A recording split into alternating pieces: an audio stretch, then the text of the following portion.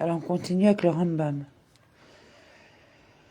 L'étude du jour, c'est faire un misvot.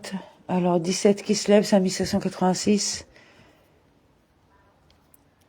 Commandement positif numéro 245, c'est le commandement qui nous a été enjoint en ce qui concerne la loi de l'achat et de la vente. C'est-à-dire de quelle manière se pratique une acquisition et une vente entre les vendeurs et les acheteurs. Ce procédé nous est enseigné par le verset « Si donc tu fais une vente à ton prochain ou si tu acquiers de sa main quelque chose », que nos maîtres interprètent ainsi « Si tu acquiers de sa main quelque chose », c'est-à-dire en le déplaçant. Il s'est déjà avéré que selon la Torah, une marchandise s'acquiert par le versement du prix d'achat. Quant au déplacement, dans le cas de biens immobiliers, il ne constitue qu'une disposition ordonnée par nos maîtres, de même que la faculté pour le vendeur de pouvoir transmettre l'objet à l'acheteur ou de le faire soulever autre mode d'acquisition prévu par les sages. Nos maîtres expliquent ainsi ce problème, de même que le déplacement a été institué comme mode d'acquisition pour les acheteurs, de même en est-il du déplacement pour les gardiens. Tu comprends ainsi que les conditions d'acquisition par déplacement du marchandise lors d'une vente ont été instaurées par nos maîtres, comme cela est expliqué à son endroit en ce qui concerne les autres modes d'acquisition de terres et autres choses semblables, c'est-à-dire par le contrat de vente et par l'entrée en jouissance. Les sages les ont institués en s'appuyant sur des versets de la Torah. Les détails juridiques de ce commandement, c'est-à-dire la connaissance des modes d'acquisition de telle ou telle sorte de biens, se trouvent exposés dans le premier chapitre du traité Kiddushin, dans le chapitre 4, dans le chapitre 8 et de Baba Metzia et dans le chapitre 3, 4, 5, 6 et 7 de Baba Batra. 3 Prakim. Alors, 17 qui se lève, c'est 1786. C'est faire Kinyan, loi relative aux mandataires et aux associés, chapitre 2. Un gentil ne peut servir de mandataire pour une quelconque chose que ce soit, c'est-à-dire que le mandat n'a aucune valeur juridique, le gentil ne pouvant accomplir une tâche au nom d'un mandant. Et de même, un juif ne peut pas être désigné comme mandataire d'un gentil pour quelque tâche que ce soit, ainsi qu'il est dit, nombre 18-27. Ainsi, vous préleverez, vous aussi, ce qui est interprété comme suit, de même que vous êtes des membres de l'Alliance, de même, vos mandataires doivent être des membres de l'Alliance. Et telle est la loi pour la Torah tout entière. Et de même que votre mandant est un membre de l'Alliance, de même, dans toutes les lois de la Torah, un mandant doit être membre de l'Alliance. On peut mandater un homme ou une femme, même une femme mariée, même un esclave ou une servante cananéen, étant donné qu'ils sont en pleine possession de leurs facultés mentales et sont concernés par une partie des commandements. Ils peuvent être mandatés par une transaction commerciale. En revanche, ceux qui ne sont pas en pleine possession de leurs facultés mentales, c'est-à-dire le sourd-muet, l'aliéné et le mineur, ne peuvent pas être désignés comme mandataires et ne peuvent pas mandater autrui. Cela s'applique tant pour un garçon mineur que pour une fille mineure. C'est pourquoi si un homme envoie son fils mineur chez un commerçant, son commerçant habituel auquel il a payé par avance 2 issars, et que ce dernier lui mesure la valeur d'un issar d'huile et lui remette un issar de trop perçu, et que le fils perde l'huile et le issar que le commerçant lui a remis, le commerçant a l'obligation de rembourser les deux, car le père a envoyé son fils uniquement pour informer le commerçant qu'il a besoin d'huile, et ce dernier n'aurait dû envoyer l'huile et l'argent que par l'intermédiaire d'un sujet en pleine possession de ses facultés mentales. Et il en va de même pour tout cas semblable. Toutefois, si le père a dit explicitement au commerçant « envoie-moi l'huile par l'enfant », le commerçant est quitte. Quand quelqu'un dit à un autre « le mané que tu me dois, envoie-le moi par l'intermédiaire d'un tel ». Quand même, il s'agirait d'un mineur si le débiteur accepte de l'envoyer par ce dernier, il est quitte et n'en a plus la responsabilité. Cela s'applique tant pour un prêt que pour un dépôt. Et de même, si deux hommes stipulent entre eux que celui d'entre eux qui désirera envoyer quelque chose à l'autre pourra le faire par l'intermédiaire de son choix, l'un d'eux peut envoyer une chose à l'autre par l'intermédiaire d'une personne qu'il considère apte à transporter cette chose. Et si la chose envoyée est volée ou perdue en route, ou si le mandataire nie l'avoir reçue, le mandant est quitte. Car toute condition stipulée en matière pécuniaire est effective. S'il se trouve qu'un mandataire ayant fait un achat ou une vente en informant d'une partie, l'autre partie qu'il est le mandataire d'un tel pour cela, a enfreint les instructions du mandant, bien qu'il ait tiré ou laissé tirer l'objet de la transaction, la vente est nulle et l'objet est restitué. Mais s'il n'a pas informé l'autre partie qui est mandataire, la transaction est effective et le mandataire et son mandant régleront leur litige entre eux. Soit le cas suivant, Réhouven achète un champ à Shimon en lui disant « Je l'ai acheté pour Lévi » et Shimon rédige un acte de vente au nom de Lévi. Puis Réhouven dit à Shimon « Je l'ai acheté pour moi » et crée un nouvel acte de vente à mon nom. On n'oblige pas le vendeur à lui écrire un autre acte de vente au nom de Reuven. Mais si Reuven a posé à Shimon la condition préalable suivante, je vais faire l'achat pour moi, mais je vais faire écrire un acte de vente au nom de Lévi afin que l'on ne sache pas que je suis l'acheteur. Il peut obliger Shimon à écrire ensuite un autre acte de vente à son nom. Un courtier est un mandataire, si ce n'est qu'il perçoit un salaire pour son mandat. C'est pourquoi, s'il ne respecte pas les instructions du propriétaire, il doit payer la perte qu'il a causée. Comment cela? Si Reuven donne un objet à Shimon, le courtier, en lui disant « Vends pour moi cela, mais ne le vends pas à moins de 100 sous », et que Shimon aille le vendre pour 50 sous, il doit lui-même payer les 50 sous restants. L'aurait-il vendu pour 200 sous, tout le bénéfice revient à Reuven. Il en va de même pour tout cas semblable. Si Reuven déclare « Je t'ai dit de le vendre pour 100 sous » et que le courtier affirme « Tu m'as dit de le vendre pour 50 sous » et je l'ai effectivement vendu pour 50 sous. Le courtier prête un serment imposé par la Torah parce qu'il a reconnu partiellement la réclamation qui lui est faite. Et s'il a déjà donné les 50 sous à son mandant, il prête seulement un serment d'incitation pour certifier qu'il a exécuté son mandat. Et l'acheteur fait l'acquisition de l'objet. Toutefois, si l'acheteur savait que l'objet appartenait à Reuven et que celui-ci qui lui vend n'est qu'un courtier, il doit restituer l'objet au propriétaire et proclame une mise au ban contre celui qui a donné au courtier l'autorisation de vendre l'objet pour 50 sous ou a accepté qu'on le vende pour 50 sous et c'est ravisé après que je l'ai acheté. Si un courtier, quel qu'il soit, informe l'acheteur que l'objet ou le bien immeuble appartient à son mandant Reuven et qu'après l'achat Reuven affirme « Je ne veux pas le vendre à ce prix », l'acheteur doit restituer l'objet au mandant, car celui-ci n'avait pas fixé de prix. Il dit au courtier « Vends-le pour tel prix ». Le courtier savait donc qu'il devait, avant la vente, s'inquérir auprès de son mandant et l'acheteur aurait dû se méfier. Si un courtier, quel qu'il soit, a perdu l'objet en sa possession ou si l'objet lui a été volé ou s'est brisé par négligence, il est tenu de payer parce qu'il est rémunéré. Soit un khatan qui achète des objets chez un artisan pour les envoyer à la maison de son beau-père, en cadeau pour son épouse Aroussa, qui habite encore chez ses parents et qui dit à l'artisan « S'ils acceptent les cadeaux de ma part, je t'en paierai le prix entier. Et s'ils n'acceptent pas, je te le verserai une petite rémunération si les objets ont été perdus par force majeure Allez, il est tenu de payer, mais s'ils ont été perdus par force majeure au retour, il n'est pas tenu de payer. S'il les prend dans l'intention de les vendre à d'autres personnes et dit à l'artisan s'ils sont vendus à tel endroit ou dans tel délai, je te paierai tel prix. Et s'ils sont pas vendus, je te les restituerai. Et qu'ils aient été perdus par force majeure, soit aller, soit au retour, il est tenu de payer. Tout mandataire prétendant qu'un certain cas de force majeure s'est produit et qu'il a subi une certaine perte doit prêter le serment imposé au gardien sur sa déclaration, c'est-à-dire que tel gardien inclut également le serment qui n'a pas porté la main sur l'objet, qui n'a pas fait preuve de négligence, il les quitte. Et si le cas de force majeure s'est produit dans un lieu fréquenté, de sorte qu'il est possible d'apporter des témoins, ou si le cas de force majeure est un fait révélé et connu, de sorte qu'il pourra certainement trouver des témoins, c'est faire l'exemple ci-après. Il doit apporter une preuve à sa déclaration, et s'il ne produit pas de témoins, il n'est pas cru et doit payer. Une fois un homme dit à son mandataire, achète pour moi 400 tonneaux de vin avec l'argent m'appartenant qui est en ta possession. Le mandataire acheta le vin et se trouva être du vinaigre. Les sages statuèrent, un si grand nombre de tonneaux de vin qui tournent au vinaigre est un fait notoire, puisqu'il est possible d'apporter une preuve que le mandataire apporte une preuve que le vin n'était pas du vinaigre au moment où il l'a acheté, il sera quitte.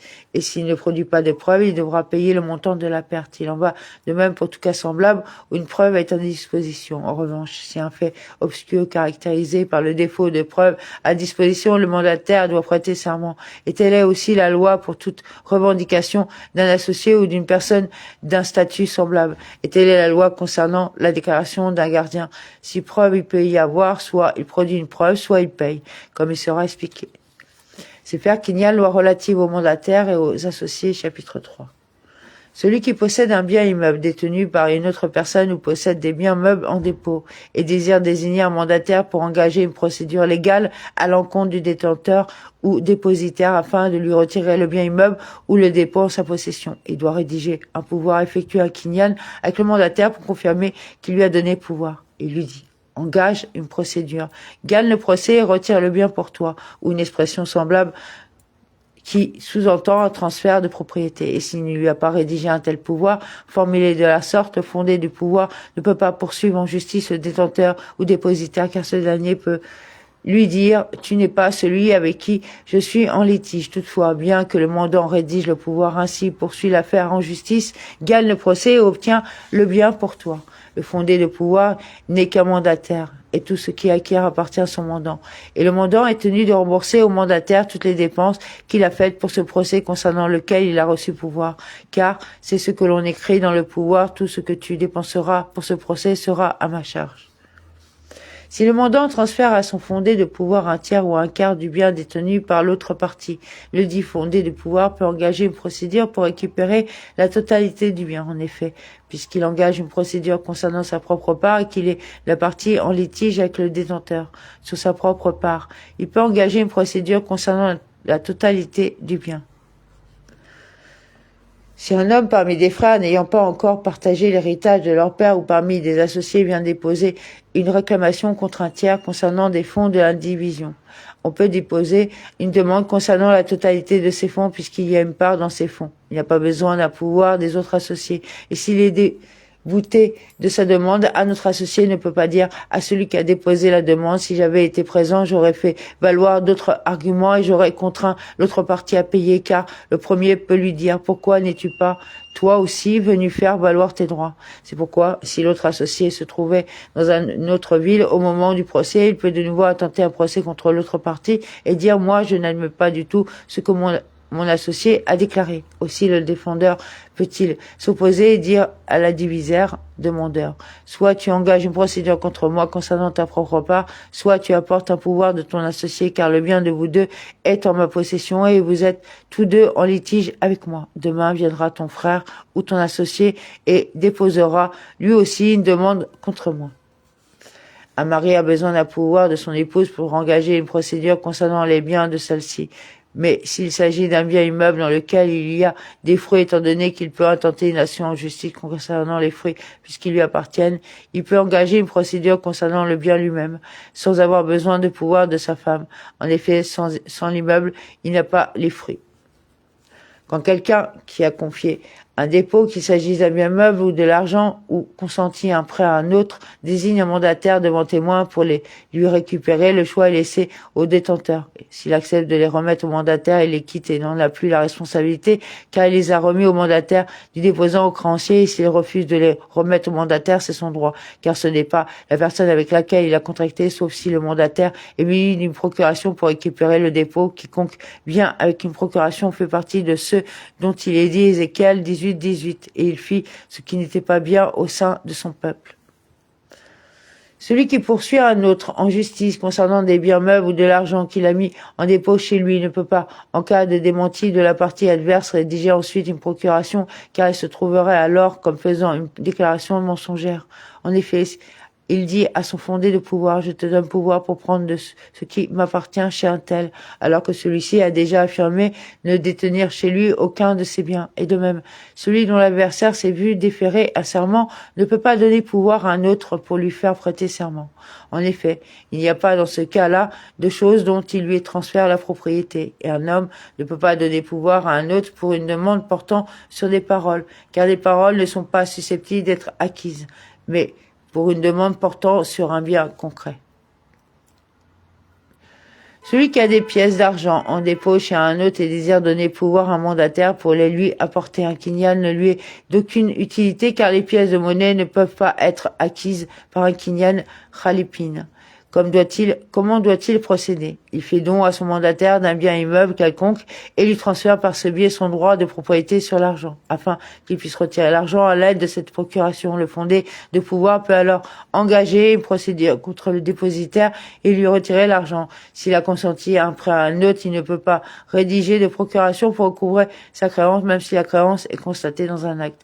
Parce qu'à la différence d'un dépôt, l'argent d'un prêt est censé être dépensé. Les pièces de monnaie remises à titre de prêt ne sont donc plus chez le débiteur. Il ne reste qu'une dette de celui-ci envers son créancier. Et on ne peut pas transférer à un autre quelque chose qui n'existe pas. Pour transférer une créance, on ne peut procéder que selon l'une des deux méthodes suivantes. A. Maharamad, chez le Shtan, le fait que tous trois se tiennent ensemble, cela étant une règle qui n'a pas de raison, comme nous l'avons expliqué. Ou B.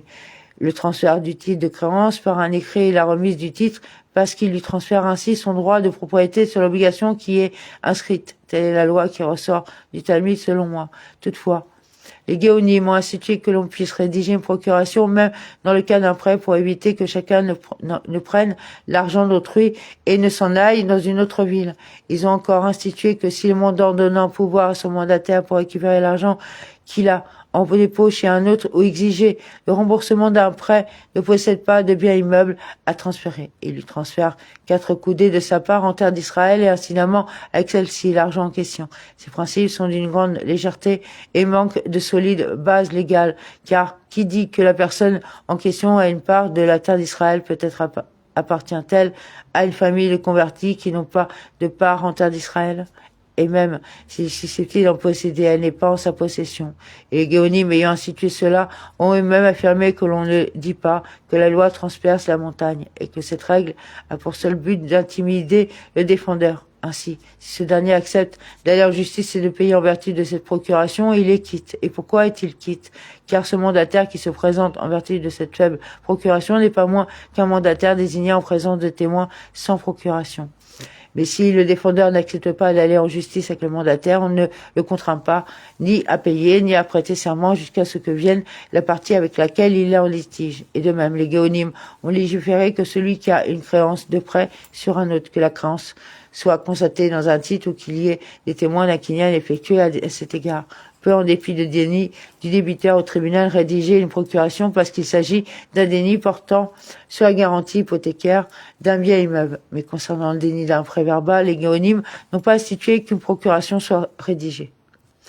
Celui qui aurait donné pouvoir à une personne et désirait annuler ce mandat pour donner pouvoir à un autre, il peut le faire. Un fondé de pouvoir ne peut pas lui-même rédiger une procuration pour un autre, car le mandant peut dire « je ne veux pas que mon dépôt soit dans la main d'un autre ». C'est pourquoi si le mandant a stipulé que son mandataire puisse donner pouvoir à un autre et ce second à un autre, le mandataire peut rédiger une procuration pour un second et le second pour un troisième. Tout dépend de ce qui a été stipulé avec le mandant. Si un fondé de pouvoir fait remise de la dette au défendeur ou lui vend la chose qui a été chargé de récupérer ou le dispense d'un serment, conclut avec lui un compromis, ce qui a fait est sans valeur car le mandant peut lui dire « je t'ai envoyé pour défendre et non pour nuire à mes intérêts ». C'est pourquoi si le mandant a convenu que le mandataire, que ce soit pour défendre ses intérêts ou pour y nuire, quand même le mandataire aurait fait remise à l'autre partie de la totalité de la dette, cela est effectif. Si Réhouven vient, muni d'une procuration, déposer une demande contre Shimon pour récupérer un objet en dépôt, ce dernier ne peut pas le repousser et lui dire « peut-être ton mandant a-t-il donné pouvoir à un autre et a annulé ton mandat ?» Ce car Réhouven peut lui dire « donne-moi le dépôt que j'ai chez toi et que ma procuration reste auprès de toi. » Ainsi, si le déposant a donné pouvoir à un autre, il se sera lui-même causé une perte et Shimon sera quitte car il a remis le dépôt à Réhouven muni d'une procuration du déposant. Si Réhouven, muni d'une procuration de Shimon, vient déposer une demande contre Lévi et que Lévi déclare cela n'a jamais eu lieu, mais que Shimon prête serment et prenne ce qu'il prétend lui être dû. On retire l'argent de Lévi, il reste posé au tribunal jusqu'à ce que Shimon vienne, prête serment et prenne son argent. Et de même pour chaque chose que Lévi subordonne à la présence de Shimon, Réhouven plaide et l'argent reste en dépôt au tribunal jusqu'à ce que Shimon vienne. Et Réhouven peut proclamer une mise au banc à l'égard de ce qui fait une déclaration mensongère afin de retenir l'argent et de différer le paiement. Si un serment est déféré à Lévi, il ne peut pas s'y opposer et dire « je ne prêterai pas un serment avant d'avoir proclamé une mise au banc devant Shimon à l'encontre de celui qui fait une réclamation mensongère contre moi ». En effet, cette proclamation d'une mise au banc n'est qu'une légère ordonnance établie par les derniers Géonim afin que les parties en zéro litige soient sincères dans leur déclaration. On ne diffère donc pas le serment de celui-ci du fait de cette faible ordonnance. C'est faire Kinyan, loi relative aux mandataires et aux associés, chapitre 4. Lorsque des personnes désirent s'associer, comment chacun acquiert-il l'argent de l'autre pour s'associer? S'ils s'associent sur de l'argent, l'un apportera ses pièces d'argent, l'autre apportera ses pièces. Ils les mettront dans une bourse commune et tous deux soulèveront la bourse. En revanche, rédiger un contrat portant le témoignage de témoins, quand même un kinyan sera effectué avec les deux associés pour confirmer que chacun va apporter 100 sous et qu'ils vont s'associer sur cette somme n'est pas effective. Les deux ne sont toujours pas associés car des pièces de monnaie ne peuvent pas être acquises par le biais d'un kinyan khalipin. Cela étant, si leur association porte sur d'autres biens meubles, dès qu'ils effectuent un kinyan pour confirmer que l'un va apporter sa jarre de vin et l'autre sa cruche de miel qui s'associe sur celle-ci, ils deviennent associés sur celle-ci. Et de même, s'ils mélangent leurs fruits ou bien louent un endroit en commun où l'un dépose sa cruche et l'autre sa jarre sur lesquels ils s'associent, ils sont associés en règle générale. Ce sont tous les moyens qui permettent à un acheteur de faire acquisition, qui permettent aussi aux associés d'acquérir l'un de l'autre les biens qu'ils mettent en commun. Des artisans qui s'associent dans un artisanat, bien qu'ils aient effectué un kinyan, ne sont toujours pas associés. Comment cela? Si deux tailleurs ou deux tisserands stipulent entre eux que tout ce que chacun d'eux percevra par son travail sera mis en examen entre eux, il n'y a là aucune société car on ne peut pas transférer à un autre une chose qui n'est pas venue au monde. Mais si les deux tailleurs achetaient avec leur argent personnel leur étoffe pour les coudre et les vendre, ou bien les deux tisserands l'achèteraient avec leur argent la trame et la chaîne pour tisser des étoffes et les vendre, et qu'ils se soient associés sur l'argent utilisé pour l'achat, et se soient associés tous ceux qui gagneront en rémunération de leur travail, et par leur achat et vente sera partagé à parts égales. Si l'un des associés apporte un mané 100 sous dans la société, le second 200 sous et le troisième 300 sous, et qu'ils font tous du commerce avec l'argent et qu'ils réalisent un bénéfice ou subissent une perte, le bénéfice ou la perte sont partagés entre eux également selon le nombre d'associés et non selon le rapport. Et même s'ils achètent un bœuf pour l'abattre, de sorte que s'ils l'avaient abattu, chacun aurait reçu une partie de la viande proportionnelle à son apport. S'ils le vendent vivant et subissent une perte ou réalisent un bénéfice, le bénéfice ou la perte sont partagés à part égale. Dans quel cas cela s'applique-t-il? S'ils ont fait du commerce avec l'argent mis en commun, toutefois, si les pièces d'argent mises en commun sont toujours là et n'ont pas encore été dépensées et qu'ils aient subi une perte ou réalisé un bénéfice du fait des changements monétaires décidés par le roi ou par les habitants de la localité, le bénéfice ou la perte sont partagés entre eux proportionnellement à leur apport. Dans quel cas cela s'applique-t-il? S'ils ont mis cet argent en commun et se sont associés sans aucune stipulation à cet égard, toutefois, s'ils sont convenus que le propriétaire des 100 sous percevrait 3/4 du bénéfice, le propriétaire des 200 sous 1/4, et qu'en cas de perte, celui qui aurait reçu en cas de gain 3/4 du bénéfice ne contribuerait qu'à 1/4 de la perte, et celui qui aurait reçu en cas de gain 1/4 du bénéfice contribuerait à 3/4 de la perte. Ils partagent selon ce qu'ils ont convenu, car toute stipulation en matière pécuniaire est effective. Si les associés conviennent entre eux qu'ils resteront associés pendant une période donnée, chacun d'eux peut refuser à son associé le partage et celui-ci ne peut pas demander le partage jusqu'à l'arrivée du terme convenu ou jusqu'à l'épuisement des fonds de la société. Et aucun d'eux ne peut prendre sa part du capital ou du bénéfice jusqu'au terme. S'ils se sont associés sans fixer de terme à la société, ils partagent n'importe quand. Dès que l'un d'eux le désire, chacun prend alors sa part de la marchandise. Et si cette marchandise ne peut pas faire l'objet d'une division en nature, par exemple un animal, ou si son partage implique une perte, il la vend et partage la somme d'argent obtenue. Et si la vente de cette marchandise se fait généralement à une époque précise, chacun d'eux peut empêcher que le partage se fasse avant la vente de la marchandise à cette époque. Aucun d'eux ne peut prendre sa part du capital ou du bénéfice jusqu'au moment du partage, sauf stipulation contraire entre eux.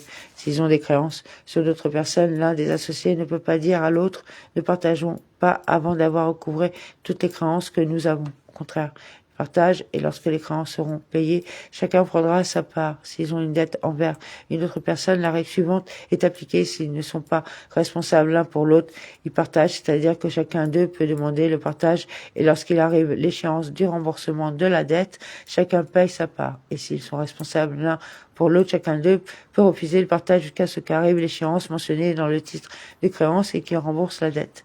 Pourquoi chacun peut-il empêcher le partage? Parce que l'un peut dire à l'autre, étant donné que chacun de nous est tenu de payer toute la dette, faisons du commerce avec l'argent de la société jusqu'à l'échéance du paiement. Si l'autre lui dit, partageons le capital et prends toi une somme d'argent correspondant au montant de toute la dette, fais des affaires à ton compte et paye toute la dette en temps voulu. Il peut aussi s'y opposer et lui dire, je risque de subir une perte et deux personnes font plus de gains qu'une seule.